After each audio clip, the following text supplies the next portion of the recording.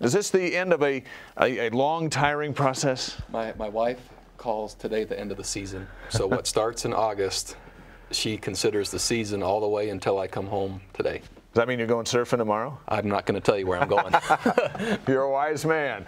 As we look at the class, and we'll do that in just a minute, let's start with some of the bigger issues that I think any football fan would love to ask you if they could. And let's begin with your staff. Yeah. You have some spots to fill. Where are you at with that? You know, really on hold after we put Coach and I in place and added 2 assistants, Mark Atuaya and Garrett Tujay. Recruiting was running at such a high level, and my home visits then took priority, and so really we decided at that point to stop, wait, hold, finish recruiting, and then start again after that was over. And so this upcoming week we'll start the process again, hopefully have the staff in place in a short amount of time. We have 2 hires still to make. I've been very deliberate. I've taken a lot of time, gone into great detail to try to make the best decision as possible for our program. If there's a time frame, it would be what, between now and the start of spring camp? Yeah, we start spring practice a little earlier this year. We're expanding spring practice with more days in between practices to allow an offense to be installed, to take a little bit more time, have more meeting space. So that'll begin the beginning of March, the first Monday of March. So between now and then, any time in there would be I think reasonable. Most likely within the first 2 weeks, once signing day is over, I would say that's probably likely. Robert and I comes back to your staff and brings all his experience, maybe a specific idea and concept that's been tested. Where do you see he taking that position? Well, first and foremost, he's been the most loyal and probably trusted person I've ever worked with, and how he's demonstrated that every day. I really relished working with Robert. But what Robert also brings is a very clear identity, a simplicity, a toughness, a drive, and an exactness and a demand creation for players that they always know exactly where they stand. And it doesn't mean they'll always like it, right, but it produces great results. And through the past experiences with Robert being at Arizona and the success they've had there, those ideas in addition to what we were already doing, I think is very powerful. And I'm looking forward to just getting all the right pieces in place, not only players, but staff around him, for us to have the most chance for success. Life teaches us a lot of things along the way. And a couple of years ago, we sat here and talked about Brandon Doman, and at the time you said you thought he was the brightest offensive mind ready to take on that job. Was that a mistake? I don't think so. Brandon is one of the best people, number one, that I've ever met, has some of the most character, and is still one of the brightest minds in football. What a lot of us learn is in positions of leadership, there are so many things that you can control, but there are so many things that you can't control. And a lot of times coaching in a coordinator role is so much about management, and is so much about crisis response, and is so much more than just being able to put a motivated player to position on the field. And Brandon still has a fantastic and great career ahead of him if he chooses to pursue football. Sometimes as a leader, there's just a feeling that a change could benefit a program and possibly the young men, or possibly people need to be in different spots. Right. And I've done the best I can to try to articulate that to people that I really care about, and it was so difficult, and I don't ever want to do it again. And I would never consider working with Brandon a mistake, and I relish the partnership, and I, more than anyone, want to see him do what he wants to do and have the success that I think he and I both want him to have. Looking forward to Robert and I in talking with Ross Oppo the other day, and Cody Hoffman was here, and I think what was comforting to them was the idea of a plan and where they fit in that plan. Yeah, Coach and I does not lack, and one of his strengths is presenting a very clear and simple model and identity of this is what your role will be, this is how I want it done, and I want it done at this level. And if that doesn't happen, this is what will be the result. And there's a consistency and a security that comes through that, a high demand, but at least an acknowledgement of a very clear direction. And that is a lot of times one of the core principles of leadership, and all of us are learning, myself included, but usually the more simply and succinctly you can put things, the better, with very clear roles and expectations. And Robert brings that. Let's look at your schedule. This is the first time we've had a chance for you to react to, I think what we'll both agree is the toughest schedule in school history on paper, and this is what you signed yourself up for. It is, and I've made a couple of comments today that I have the most to lose, but I think the program and the institution and the young men have the most to gain. I don't think it's a time to be safe. I think it's a time to battle for relevance in the world of college football. And to gain relevance, you have to play against the best people on the biggest stages in front of the most people to gain that and earn that. We already have an exceptional program, one of the most consistent in the world. But I established that just as base camp. There's more room, and we need to grow. Quarterback Taysom Hill told us Monday he believes he will be ready for spring drills and feels that he is recovering ahead of schedule. You concur with that, and what do you expect from Taysom? Yeah, I won't comment as to whether he'll be ready for spring, but it's clearly been expressed, and the feedback I've been given is he's ahead of schedule, and that's exciting. Doesn't surprise me because he's such a diligent worker. So we'll have Taysom, we'll have Ammon Olsen, who led the scout offense this past year, who our defensive players think is exceptional. We have Jason Munns, who is just still here, battling and hoping for an opportunity, which I respect so much about him. A brand new player coming in Billy Green. And so I like our options at quarterback. Let's start with your two maybe biggest recruits, Kyle Van Noy and Cody Hoffman. When you got the call from them that they were coming back as a head coach, maybe it was Christmas, come late, come early, I'm not sure what but what was your reaction? Oh, I was so appreciative. Number one, I was happy, but I was so appreciative that they would trust me enough and our program enough, and they liked it enough to pass up that opportunity to stay. And that meant a lot to me personally, that they trusted me in that regard. And along with those same recruits, the University of Utah made a strong push at the end to get Coach and I, and not many people know that. Really? He chose to come to BYU, and so he was coveted. And when you put those three together, those are some of our strongest commitments. Yeah, yes they are. And we're going to look at your linebackers coming in and the receivers, and it would seem like Van Noy and Hoffman are some of your biggest selling points on why a kid would want to come to BYU. They are, because they're not perfect, nor am I. And sometimes BYU gets painted to be, you have to be exactly like this to make it, with no room for growth and development. Both Cody and Ross and Kyle, all of us have grown and developed. The intent of BYU is to help young men leave at a different place than they were when they came in. Through the football program is helping them develop. And really it's painted quite frequently inaccurately, and really not honestly by many that recruit against us, that this is a development program. This isn't a program that comes in with perfect people. Right. And I'm passionate about the development of young people through their mistakes. And that's probably the part I like best about the job.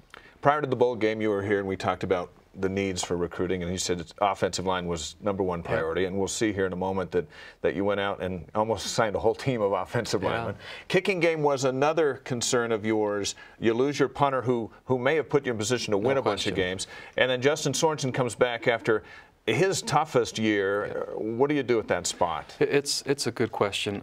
Offensive line, first and foremost, I believe we filled our needs, at least by number. Now, hopefully within that number, the players mature and develop into what we think they can be. So I think we targeted that appropriately.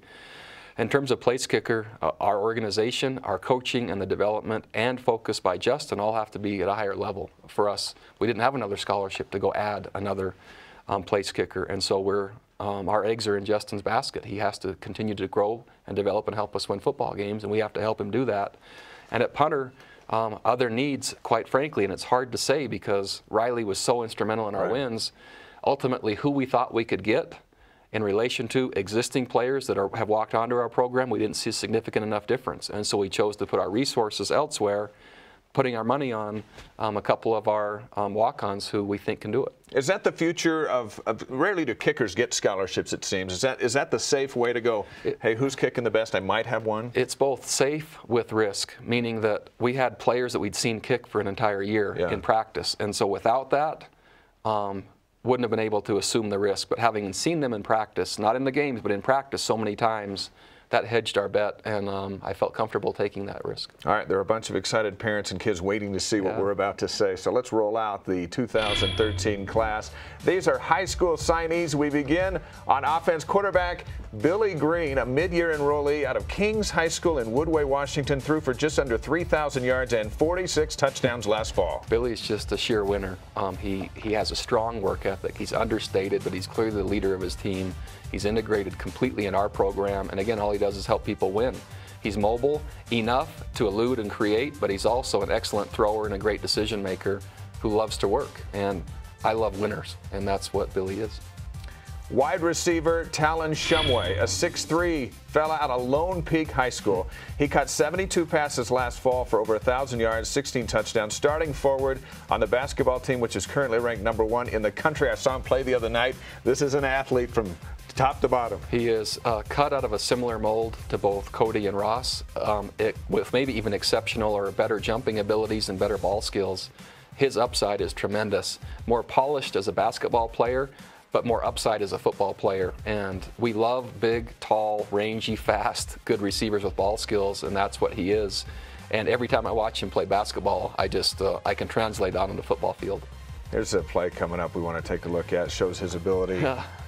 This play was, if there wasn't a play, if the body of work didn't do it, that play got him a scholarship. Looked like Jamal Williams there for a moment.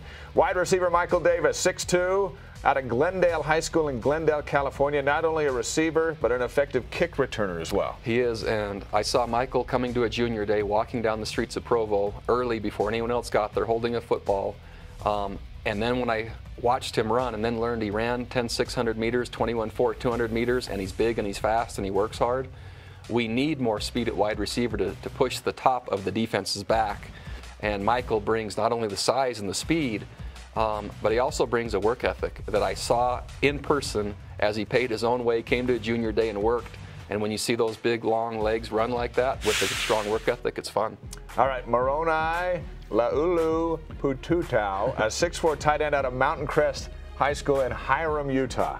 Maybe the most polished receiver in the bunch, even though he's listed at tight end. We just call him Mo. That's what I'm going to call him from now on. Saw him with Coach Reynolds at a camp, and we took him aside and watched him run specific routes, and I only had to watch 2 to then say he's going to be really, really special. Same thing, great basketball player, but runs and catches the ball similar to what Pitta did, except maybe a little more elusive. Keegan Hicks now, a 6'3", 285-pound offensive lineman out of Bingham High School in South Jordan, Utah. One of the reasons the Miners ran the ball so well and averaged 33 points a game. Keegan was an early commit. We liked his work ethic and toughness, kind of just a road grader. He loves running over guys. He loves running through guys. He wants to run the ball every single play if he had his opportunity. Bingham is a great program. Dave Peck does an exceptional job. We have a strong history recruiting players there. But when you look at potential young offensive linemen for the program to be developed into and have developed by, Keegan's a good example of that. Another one with potential, Braden Kersley, 6'5", 298, from Aloha High School in Aloha, Oregon, one of the top prospects out of Oregon. And depending on who you read and what you read, maybe the crown jewel of this group. Based on sheer number of stars or attention in the recruiting process and or upside and who he's recruited by, Braden's really, really good. I love his feet, I love his toughness, and he's a football young man, meaning that if you took it away from him, he probably would stop breathing or eating. I mean, he likes it. He'll snap the football to a coach in the front room of his house during a recruiting visit. He loves the game. And did the Anai hiring help seal the deal in this game? It really did. Coach Anai will not only be the offensive coordinator, but the lead O-line coach, and so we'll have 2 offensive line coaches. I think that area needs more emphasis to help us move the program forward, so we're putting 2 full-time resources there. When Coach Anai talked to Braden, those 2, there's enough slobber and different things happening and O-line stuff going on in the front room that I think the furniture had to get moved back, and it was really fun for both of them. What do you think about the line that John Beck had and Max Hall had? A lot of time to throw the ball, and we saw what they did, and the linemen look at that and go, Anai, that's what they did, that's what I want to do. And that's the thing, there's an existing model that we can show this is what happened, it's going to be this, not only that, but with a few extra things that'll make it even better, and these are the results that are produced. And it's not hard to see why they wanted to come. Another big guy, Addison Pulsifer, a 6'6", 260-pound offensive lineman out of Temecula Valley High School in Temecula, California. He joins his brother Adam on the roster, who signed in 2011. Also shows that you're going all over the country to get these guys. Fantastic young man with tremendous upside. He's a tackle type. When you see his body, he runs really well. He's all stretched out, long levers, long arms. Fantastic grades, super smart, a future missionary, and a body type that after a mission And after redshirting, he'll be a giant and athletic enough to be a tackle, which is, they're hard to find. Thomas Schoaf, 6'6", 265-pound offensive lineman out of Columbus North High School in Columbus, Indiana. We say hi to his family watching on BYUtv tonight as you go into the Hoosier State and sign him up. It was really fun. And so Addison and Thomas, you stand them side by side. They're almost mirror images. One from California, one from Indiana. Tackle types with really great feel, perfect BYU fits, and he loves to play. Really, really good high school program out in Indiana, and again, his upside is just tremendous. And so I love the idea of two young potential guys with some development to go. There they are, the freshman signees on offense, and we'll talk about it in a little bit. Some of these guys will be here in 2019 the way things work out, so get used to seeing these names. Coming up, we'll roll out the defensive newcomers, and later offensive coordinator Robert and BYUtv football analyst Blaine Fowler as our football day signing special continues on BYUtv.